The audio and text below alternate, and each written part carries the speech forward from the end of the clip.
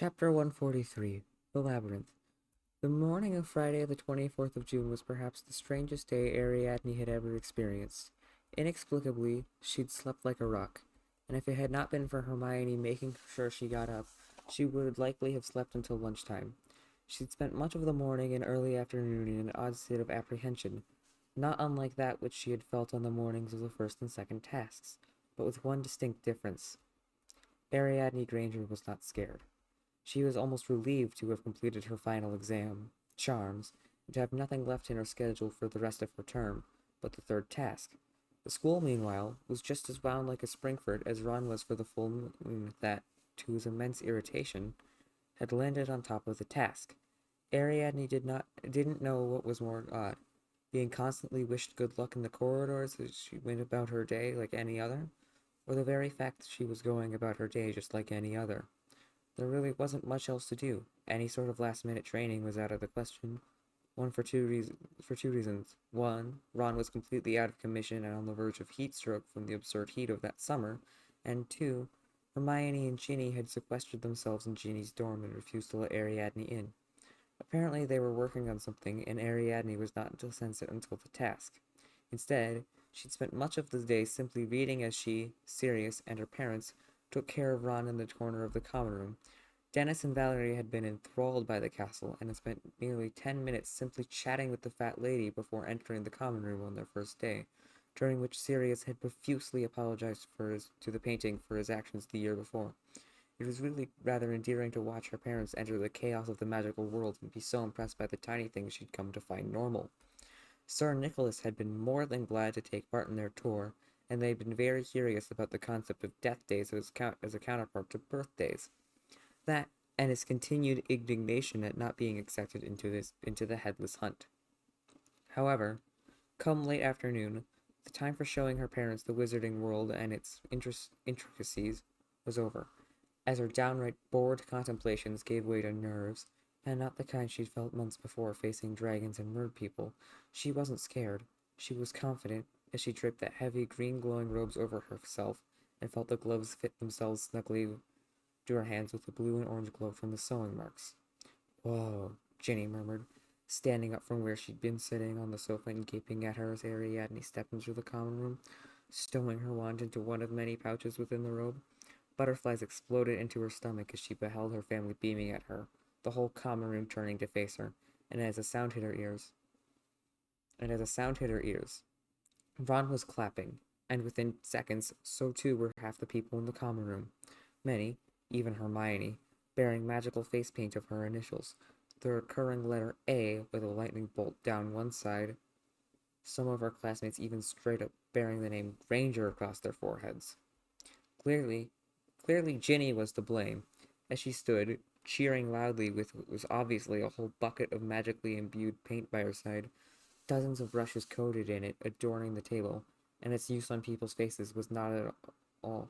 No, there were posters glowing out at her in brilliant blue. Some merely bore her name, others phrases like "Go Granger," "Granger number one," and "Come on, Ariadne," catching her proverbial eye, as she could not help but hold her hands over her gaping mouth, stepping forward slowly into the room.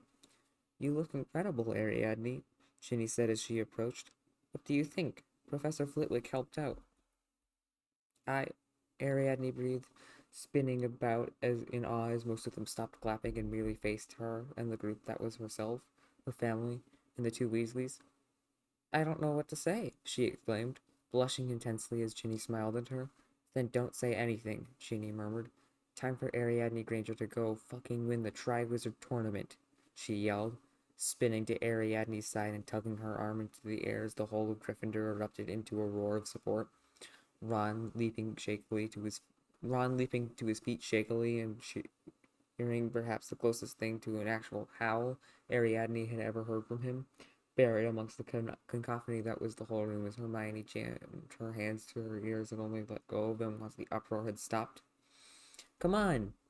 Ginny yelled again, throwing a hand forward as she led Ariadne and indeed the entirety of Gryffindor House out and through the bottlenecking door of the fat lady's portrait as Ron leaned heavily on his cane and Hermione carried a large, roughly cylindrical bundle in both arms. heading the column with Dennis and Valerie, who at some point had changed into somewhat formal clothes they must have brought with them. "What have you got there?" Ariadne asked Hermione curiously, frowning gently at the bundle as her robes billowed out around her legs, flapping along the stairs.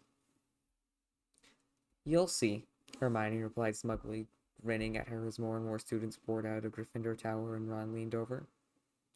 "Don't know why these buggers have to keep putting the tasks on full moons. I'm gonna have to buzz off pretty early," Ron whispered, shaking his head slightly. "So, good luck." He nodded, patting her back with a loud clapping sound.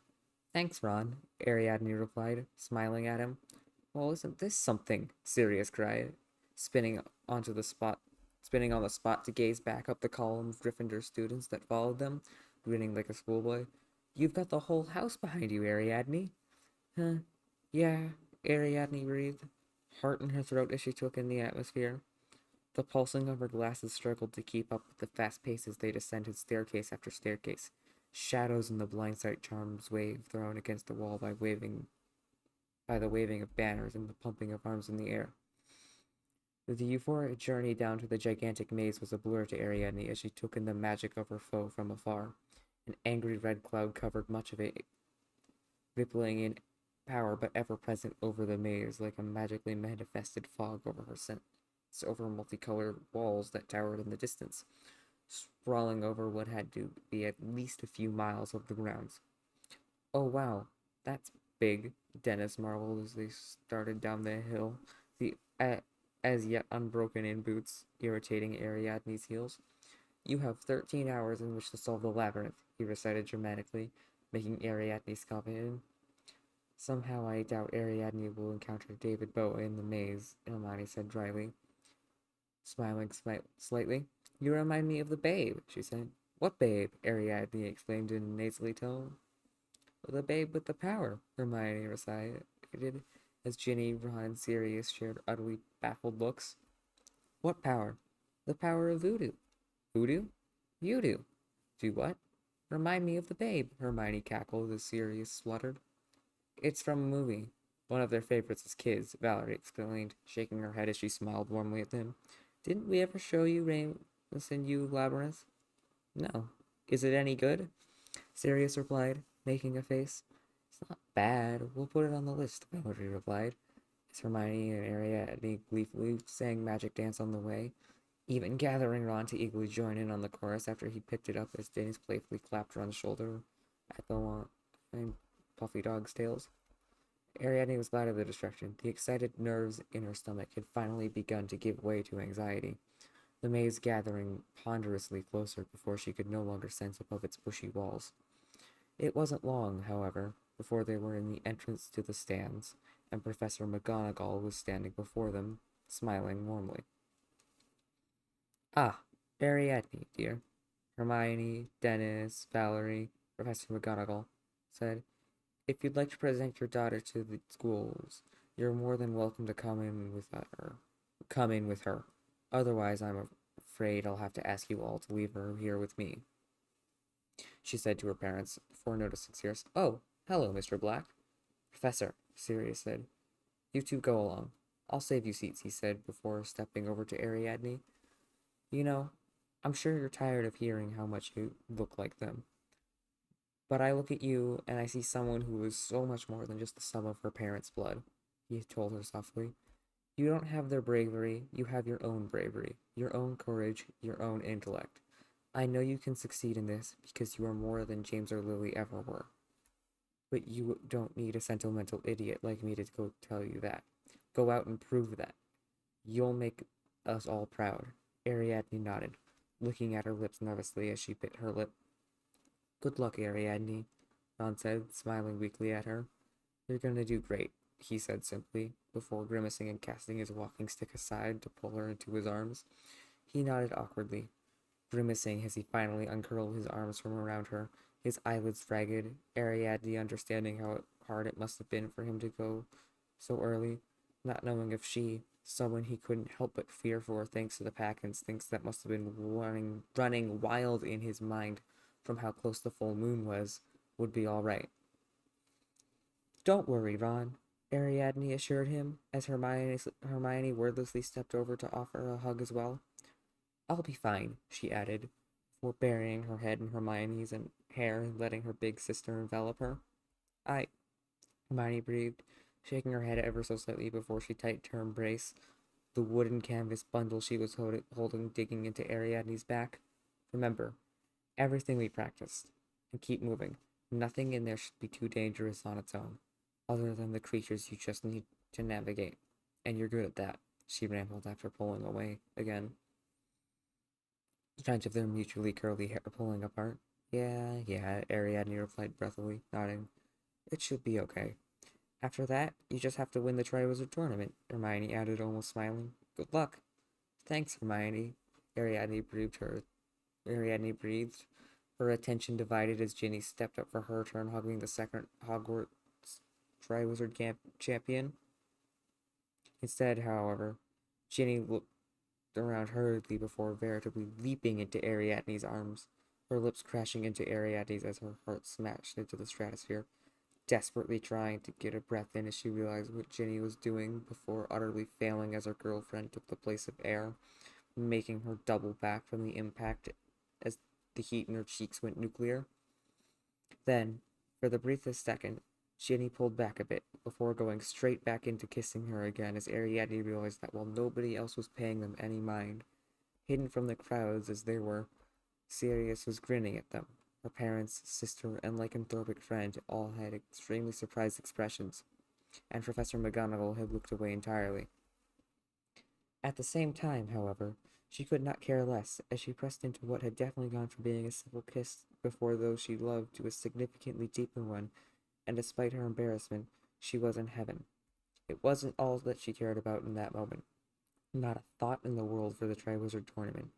That Ginevra Weasley was right there in her arms, and she was in hers, if only such things could last forever. Both of them, however, were disturbed by Dennis clearing his throat loudly, and Ginny pulled away bashfully, smiling as she bit her lip a bit, hands still intertwined with Ariadne's as she struggled to think of what to say. Don't you dare die, Ariadne, or I'll kill you myself, she eventually said breathlessly, as Ariadne frowned bemusedly at her. That doesn't, Ariadne spluttered as she hurriedly straightened the askew dragonhide robes. Shut up, Ginny cut her off. I don't care if you win or not, as long as I get to do that again later. Although, it'd be cool if you did win, she told her as Professor Dumbledore stepped out from deeper inside the wooden supports, looking to Professor McGonagall expectantly as Ariadne noticed the music of a brass band playing, the chants of the crowd growing ever louder. Mr. and Mrs. Granger, Ariadne, if you would, Professor McGonagall prompted softly as Dennis and Valerie nodded, waved hurriedly to Sirius, Hermione, and Ron, and Ginny refused to let go of Ariadne just yet. Just yet. I love you, Ginny said, before finally letting go, her arms lingering outward. Love you too, Ariadne replied, smiling at her as she blew her a kiss, beaming at Ariadne. Ginny reluctantly tore herself away, running to catch up with Sirius and Hermione to find a seat as Dumbledore led the three of them inside. While Professor McGonagall climbed up to a set of stairs to go above, it seemed as if Professor Dumbledore didn't want to acknowledge the Grangers properly, as he simply ushered the group in and nondescriptly asked them to join the little line of champions and those they were being presented by. Cedric and Amos were at the front, and as they and the Grangers exchanged a wave, followed by Fleur alongside Madame Maxine and Victor and Karkaroff, Ariadne and her parents were last, largely due to their delay more than anything else. Ariadne took in the angry red cloud that loomed outside with apprehension. Ariadne was hesitantly nervous, as if the proverbial engine of her own anxiety had failed to start after Ginny had kissed her, spluttering as some cruel mistress turned the key to urge the engine on. She knew she should have been anxious, but it just wasn't happening as she stood in a state of limbo, waiting to step out before the schools of Hogwarts, Beauxbatons, and Durmstrang to assail the final task of the Triwizard Tournament. All right, Messrs. Diggory, if you would, Professor Dumbledore said, breaking her from her dazed state as Amos nodded gladly before jogging out of the doorway and flailing his coat out dramatically, presenting Cedric proudly to a roar of applause from the crowd above that shook the wood around them. Her mum and dad awkwardly shuffled about her as they stepped forward the line striding onto the blue-coated lawn. Maxine was far less dramatic as she dipped her head to fit under the doorway. Cheers and cries of support greeting Fleur as she stepped nervously before the crowds. Applause greeting Victor and Karkaroff, who stalked behind him, a glimmer of black and white static bleeding through the High Master's left sleeve. Finally, it was Ariadne's turn to step out. It was at that moment her anxiety roared into life and her heart hammered in her chest, far faster than the drumbeat of the band Professor Flitwick was conducting, before Valerie and Dennis jogged out of the door, spreading their arms triumphantly to reveal their daughter. The stadium was huge as Ariadne took a deep breath and strode out, her robes billowing out around her as she span to face the ever-laddening crowd, raising her arms triumphantly. This is what she was supposed to do, right? The red clouds stopped at the edges of the maze, billowing slightly but going no further. Hundreds of people, students, teachers, officials, and guests alike, stood applauding in rows that stretched for at least 100 feet before her. Their yells of support only growing as she stepped backward, glad her magic sense surrounded her completely as she took in the crowd. Magical banners were a minority, but those present all naturally supported her, designed to be visible to her. The others she couldn't read, but banners and signs littered the student bodies. Percy sat near the front in a box where she recognized the face of the Minister for Magic, as well as many of the professors. While up a ways, Ariadne sensed the unique cores of Ron and Ginny, the group of the four bookended by Ginny and Hermione, who immediately coordinated something as Ariadne stepped out. Splaying out from her girlfriend and her sister rose perhaps the largest banner in the entire crowd, blaring out at her in magical ink as Hermione and Ginny hoisted the two wooden poles into the air and above the heads of Ron and Sirius, stepping out into the saved seats beside them to widen it out. Ariadne Granger, the #1 Triwizard champion, it read, tiny flecks of magic surrounding the words that she realized were signatures. She couldn't read them at that distance, but from how many there were, it had to constitute most of Gryffindor House. Ariadne hadn't even realized she was smiling as Dennis and Valerie put a hand each on her shoulders as the champions milled about the grass and Professor Dumbledore stepped onto a small plinth in the center of the lawn. Confident euphoria bubbling beneath her anxiety, Ariadne raised her right arm to wave to the crowd, triumphantly, specifically up to where Sirius, Hermione, Ginny, and Ron were standing. Dumbledore frowned ever so slightly at her, almost more surprised than anything else, before waving to the crowd in an attempt to get them quiet. Nobody noticed as the band continued playing. The dancing chants of Beauxbatons continued, and the cheers and yells filled the air. "Sonorous!" Dumbledore called, pressing his wand to his throat with a sickly purple glow. Professor Flitwick jumped and stopped conducting, causing the band to break off discordantly as the crowd reluctantly sat down. Hermione and Ginny carefully leaned their massive banner forward so those behind them could still see. Earlier today, Professor Moody placed the Triwizard Cup deep within the maze, Dumbledore declared, the magic pushing his voice out into the crowd loudly. Only he knows its exact position. Now, as Miss Granger, he began, being cut off by a massive roar of applause, cheers, and whistles that set Ariadne's cheeks ablaze as her parents pulled both of her hands into the air, is in first place. She will be the first to enter their maze, followed by Mr. Diggory. Another wave of cheers and clapping flowed through the crowd, but Ariadne could not help but notice with some smugness that it was not as enthusiastic as her own had been, even as she gently clapped for him. Mr. Crumb and Miss Delacour, he finished, as the crowd continued to show their support, Karkaroff egging them on before Professor Moody's blue, green, and golden core quickly vacated one of the 4 entrances. The first person to touch the cup will be the winner, he declared. I have instructed the staff to patrol the perimeter. Should at any point a contestant wish to withdraw from the task, he or she only need send up red sparks with their wand. You know the spell for that? Dennis asked Ariadne quietly, leaning down.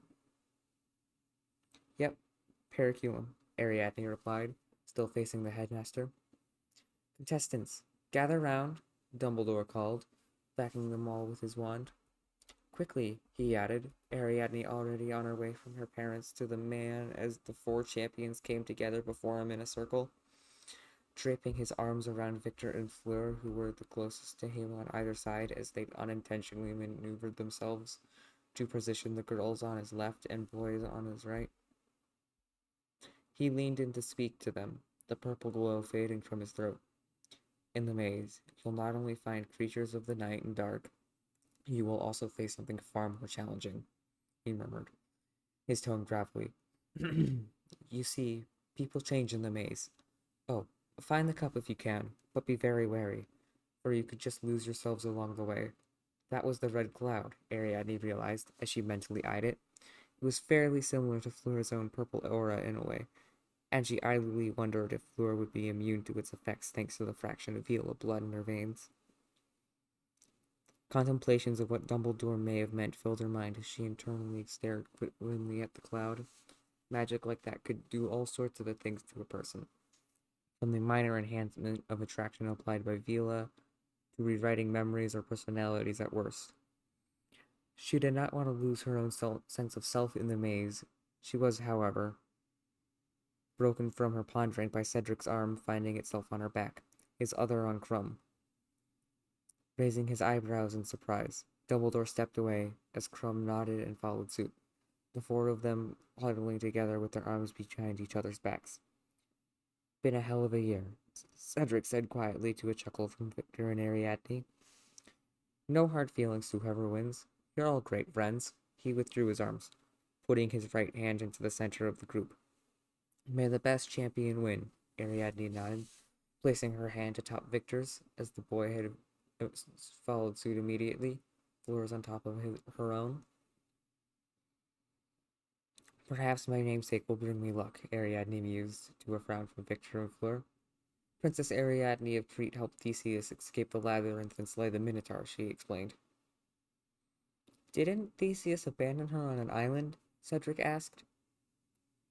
She also goes and marries Dionysus, to be fair. There are numerous versions of the story, Ariadne replied, smiling to laughter from Fleur. Well, perhaps our Princess Ariadne will go and marry Ginny, Fleur joked, making Ariadne laugh, blushing. Well, good luck, everyone. Is that dragon leather, Ariadne? Cedric asked quizzically, looking up and down her as they started to part a little. Welsh green, do you like it? Ariadne replied smugly, smiling at him as his face turned to one of awe. That is badass, Victor hissed, gaping at her. You do not need luck. We should divide her between ourselves, he cackled, waving a hand as Ariadne scoffed, beginning over the entrance marked with a magical paint, clearly meant for her. The others bore identical signs, presumably painted in mundane colors. Champions, prepare yourselves, Dumbledore yelled as they parted to their respective entrances and Dennis wrapped Ariadne in a hug. Good luck, Ariadne, Dennis whispered, before letting Valerie take hold of Ariadne. You can do this, Valerie told her, leaning into her dragon hide adorned shoulder. Like Sirius says, you're the smartest witches of your age. If anyone can do it, it's you.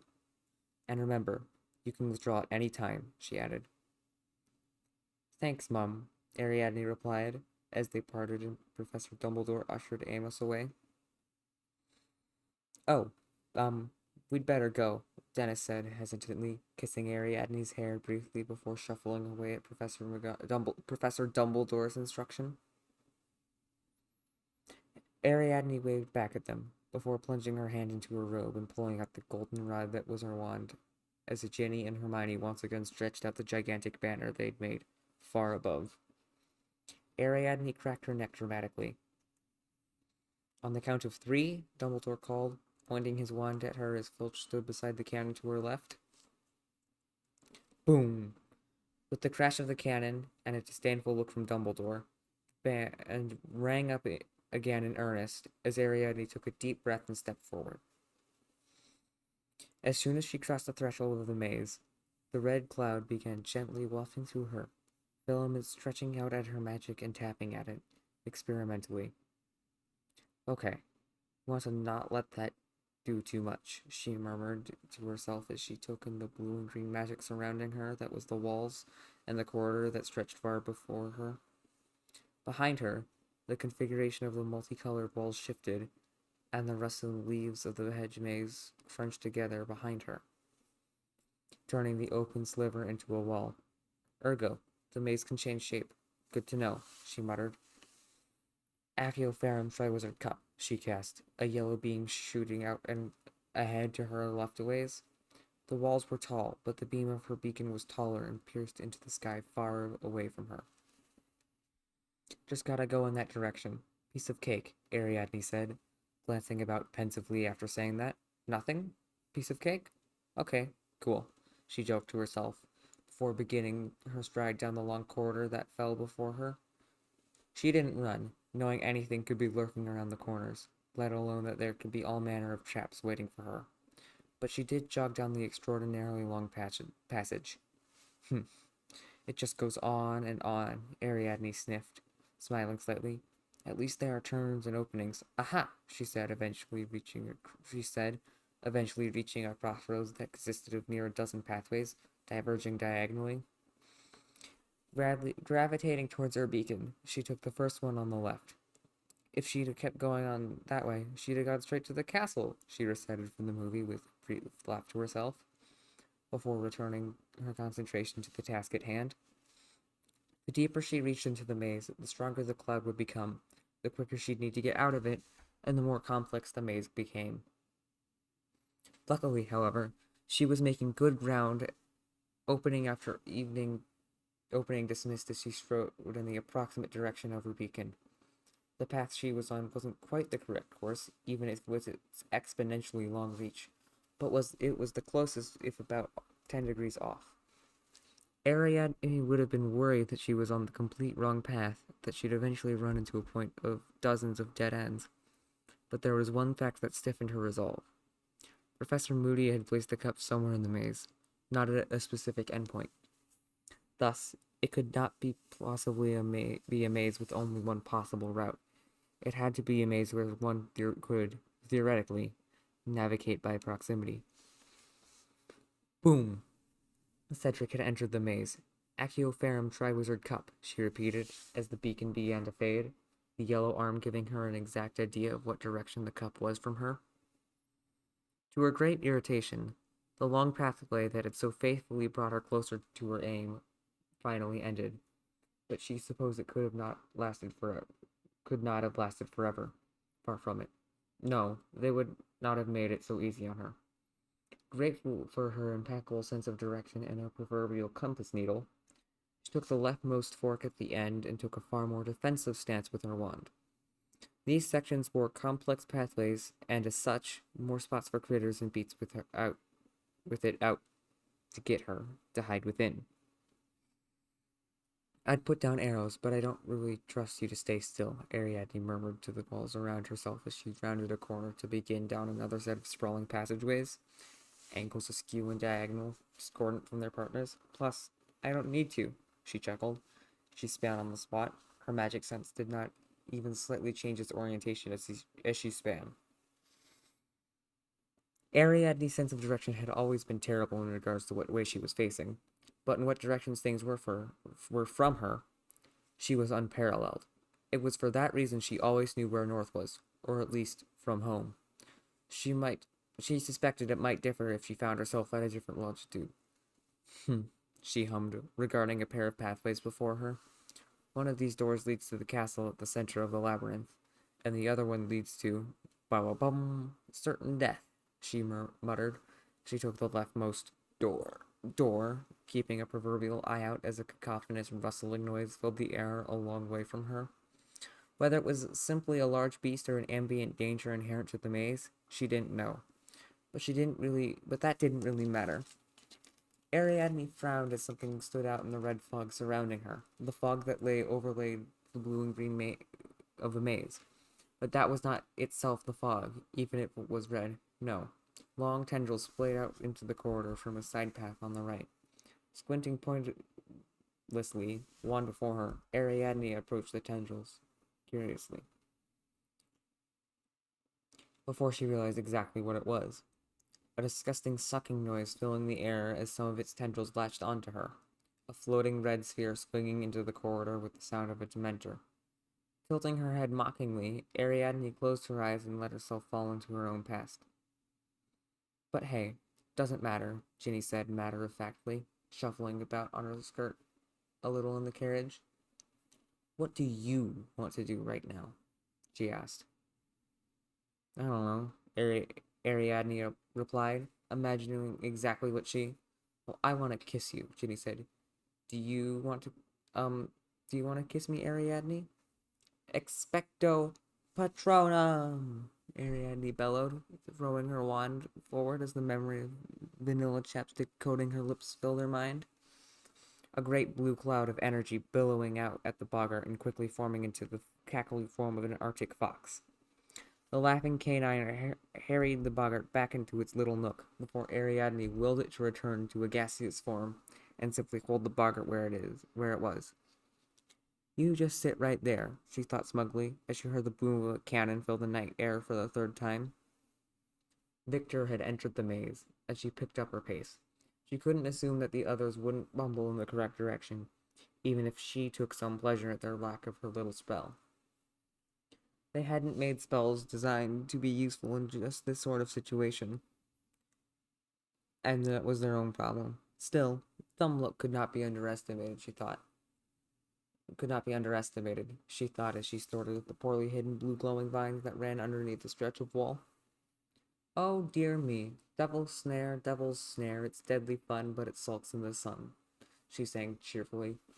Lumos solum, she said calmly, bathing the devil's snare in an invisible sunlight from a white glowing point at the end of her wand, a screeching hiss escaping it as she strode through its little trap zone. Did they seriously think Devil's Snare would bypass her notice? Flexing her fingers through the gloves, Ariadne contemplated the next little split in the path, again observing her Achyopharum compass dial. She chose the rightmost. She was getting closer, but she still had a ways to go as a loud clicking noise erupted from a ways to her right before it stopped as suddenly as it had started. Whatever it was, it didn't sound friendly, as she kept her wand poised slightly to her right and kept moving. She was wearing dragon hide. None of the lowly creatures of the night could hurt her. Not Ariadne Granger. The others, well, they hadn't killed a dragon for its hide. Too bad. Boom. Fleur had entered the maze. Going off how distant it had been, there was no way she would catch up with Ariadne. She wondered how far behind Cedric was. Smiling curiously, Ariadne stopped in place. Achyopharum Cedric Diggory, she whispered, the yellow arm of her spell shooting off to the right and behind her a ways. She couldn't really tell distance easily with the damned maze walls as high as they were. But she did not like how little time it took for the arm to reach him and send the beacon up. Diggory was too close. Victor and Fleur she could probably ignore, but Cedric was a threat. Achyopharum Triwizard Cup, she muttered, darkly, returning to her hell-bent stride towards the beacon in as close a direction as she could. Click, click, click. There it was again. Closer that time. Ariadne realized that she stopped cautiously. What are you? She mused, before it happened again. Clickety-click, click, click. The void-like red-tinged sky above her exploded into blue as the blindsight charm caught a gigantic pendulous body atop 8 spindly legs leap into the sky above her from a corridor to her right. An acromantula, and a big one at that, she immediately realized as she dove backward, its clawed legs glancing off her of the trail of her boots and robes with no effect. Arana Exumae, she yelled, thrusting her wand forward angrily with a yellow blast of energy that shot out at the acromantula with the force of all the force of her rage and sent it toppling backward, its pincers clacking angrily at her as it rolled onto its own legs. The gigantic spider hissed loudly, breaking into a horrifying charge, its legs running up the sides of the walls as Ariadne took an aggressive stance. Spiculum, Ariadne explained, slashing her wand through the air viciously and sending at least a dozen arrows splintering into its eyes and soft underbelly. Smirking as it recoiled, Ariadne adjusted her aim a little. Bombarda, she added, letting the red bead bounce off the blue and green walls and into its carapace, eliciting a flicking roar of pain from the spider. Bombarda, she added, this time aiming for its weaker tissue as the bead slammed into the side of its abdomen and tore most of its legs off with a concussive, sickening boom. The angry spider, however, was not content to let Ariadne mutilate it, as it angrily dragged itself on the three legs it had left, where Ariadne cocked her head and pointed her wand at it again with a bemused smile. Petrificus totalis, she said sweetly, the glorious purple wave slicing through its form and surrounding it, leaving the acromantula frozen. Leave you here for Cedric, I think. It's only fair, she told it snidely, wafting her wand playfully as she strode past its body toward the beacon. She gave it a good 10 minutes of walking before she released the Petrificus spell and released the wounded acromantula. After all, she didn't want it coming after her again. That would just be pointless. She was getting closer too, less than 1,000 feet of cursed maze between her and her goal, she estimated. Victory was within her grasp. She just needed to get to it, but damn near no path would go in the correct direction as she ran into dead end after dead end. Frustration urged her to just blast her way through, but she knew that wouldn't work after her attempts upon the acromantula had bounced. She faced up, alert as the blue and green magic shifted, snapping noises and howling wind filling the air as she dove backward just in time to avoid a crushing wave of branches crashing down upon her. Heart hammering in her chest, she sprinted back the way she had come, twigs and leaves flailing out at her, bramble filling in what had just been a path. Now just a wall as the cacophony of branches finally fell quiet, letting her hear other sounds as she caught her breath. Yells of incantations, most definitely the voice of Cedric Diggory, accompanied by the blast of fire and magic, a familiar noise to her, as Cedric yelled out again and again, his castings becoming more and more desperate as clacking legs approached him. It wasn't the acromantula. No, acromantula didn't burst fire. However, Hagrid's little crossbreeding project of blast-ended Scroots did. The legs a very familiar sound to Ariadne after being tasked with feeding the creatures in class. Hagrid would be proud, Ariadne thought, as she searched for a way closer to the beacon. She couldn't let Cedric get to it first. It was hers, but she was far too close. Dead end after dead end after dead end threw itself into her way as she heard Cedric running, his footsteps getting ever so closer before he yelled out suddenly, terror filling his voice. Perhaps the Scroot was getting the best of him, Ariadne decided idly as she jogged about, before at a crossroads in the hedges. She sensed him in the Scroot. It seemed he'd been disarmed, as he struggled to dodge around the 12-foot-long massive armored creature that was the Scroot, gouts of flame invisibly pushing him back as a stinger lashed out at him. Ariadne! Cedric yelled, desperately, as Ariadne realized his wand was on the other side of the creature from him. Ariadne! Gah! He cried as the Scroot took advantage of his distraction and pounced on him, its powerful multitude of legs throwing him to the ground as it tried to stab him with its stinger. The beacon was in the other direction, though, as Ariadne turned and returned to her attempts to find the way to the cup, vanishing around a corner as Cedric screamed out, pleading her to come back. It didn't matter if Cedric died, as long as she got the cup. What? Ariadne thought, stopping and frowning at herself. What the fuck? She exclaimed internally, before realizing with a horrified jolt that below her magic sense, layered over her magical core and angry red ropes and sinew, was layer upon layer of mind-altering red cloud that vanished suddenly as she regarded it, leaving only the contract of the goblet of fire upon her magic. Go find the cup if you can, but be very wary, for you might just lose yourselves along the way. Oh, fuck! Exploded through her mind. Cedric needed help. As she sprinted back toward him, the Scroot was well and truly atop her fellow champion.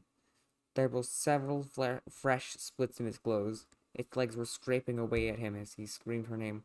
Bombarda! She yelled, diving down to the ground to get a direct line of sight upon the weak, fleshy underside of the screw, an angry red bead slamming into its abdomen and sundering it brutally with a horrible squelch that sprayed blue-coated viscera all over the painting. Horrified by what she had just nearly let happen, Ariadne quickly pulled herself over to his silver glowing wand and grabbed it. His core was completely unaffected by the red glare about them, and so once he'd stood up to match her, she held his wand out to him. Thanks, Cedric said, panting as he took his wand back, wincing at a pain in his arm and clutching at his leg. No problem, Ariadne breathed, her mouth still hanging open. She hadn't even noticed the maze gathering its clutches about her mind. Yeah, he groaned, waving his other arm to let a strand of goop slap onto the ground. You know, for a moment there, I thought you were going to let it get me, he said shakily, as Ariadne blinked. I was, she replied, her mind still racing as she paid close attention to her own core. People change in the maze, she recited, before the memory jabbed back into her mind. Oh God, Cedric, I left an acromantula, but, there, she cried, pointing wildly as Cedric smiled. That was you? Don't worry. It only had like 3 legs and no eyes left. Wasn't a problem, he assured her, patting her shoulder. You were all maze-hazed. Wasn't you, really? Maze-hazed, Ariadne repeated, entertained by the wordplay but not by the implication. She hadn't even noticed herself become some twisted, horrible person who left behind monsters to whittle down her opponents on her quest for a prize she'd never even wanted. She'd never even considered them opponents. But as soon as she walked into the maze, it had begun making her into someone who did. Some game, huh? Cedric said. Some game, Ariadne agreed numbly. Hey, I know where the cup is. Just trying to get to it. I'll show you, she said glumly, beckoning him the way from he'd just come. How? Cedric spluttered, following her with his wand out cautiously. Oh, same thing you did with Ginny last time, he asked, inciting a nod from Ariadne. Clever. Thanks, Ariadne muttered, leaning onto a new path. Come on, there's got to be... She started, trailing off as the magic around them changed. Run! She yelled, throwing herself into a haphazard sprint as the billowing leaves around them crashed inward again, Cedric following suit a split second later as the howling wind tore at them, pushing them onward as Ariadne's eyes went wide. It was pushing them directly towards the glimmer of a blue beam in the sky, her Acioferum beacon, as well as another glistening point of golden magic, the Triwizard Cup. There it is, Cedric bellowed over the howling of the wind, the hammering of his footsteps right behind Ariadne's as they sprinted toward it, leaves flailing past them as the ornate form of the cup stood perfectly still upon a plinth in the middle of a wide clearing. Coming to a frantic halt, Ariadne cast her sense about as she realized the air in the clearing was completely devoid of the red haze of the maze, and the blue and green roots of its walls did not permeate the ground. Of course, she thought. Of course it'd be a safe zone. Otherwise the cup might get crushed, she thought, still skidding to a halt, with Cedric beside her. Go on. Take it, Cedric yelled at her, the wind still howling even if they were in no danger. A fact Ariadne realized he didn't know as he frantically threw his gaze back at the quickly sealing pathway in fear. You saved me. Take it. I almost left you to die, Ariadne retorted. I don't deserve it. I never wanted to win anyway, she yelled. You take it. Cedric shook his head. Granger, this whole tournament I've been trailing in your shadow, he yelled. You're the winner. Take the bloody cup. No, Ariadne yelled back, hoping in his desperate fear of the still rapidly closing hedges that he'd take it just to make sure they both stayed safe. This was not what Cedric did. Instead, Cedric dove toward her, grabbed her by the shoulders, and spun her to face the cup. Before she could protest, her larynx producing only sputtering spluttering syllables, he'd pushed her forwards, throwing her into the plinth. Ariadne's flailing arms caught the handles of the Tri-Wizard Cup to stabilize herself. The contract around her magic vanished with a silent snap, as did that of Cedric's magic. The Tri-Wizard tournament was over, and the maze fell silent, the blue and green magic falling into dust as a rush of green and yellow magic surrounded them. Wind rushed through her hair like a hurricane, as Cedric marveled at whatever was happening around their little bubble before the bubble snapped. The orchestra started playing. As the blindsight charm pulsed out the stands where she'd first entered the maze, the hedges completely gone, withered away with a wide plain of grass where it had once stood. Still, only feet from her, Cedric stood beaming at her as Flora now stood a dozen meters away and Victor on the other side of the lawn.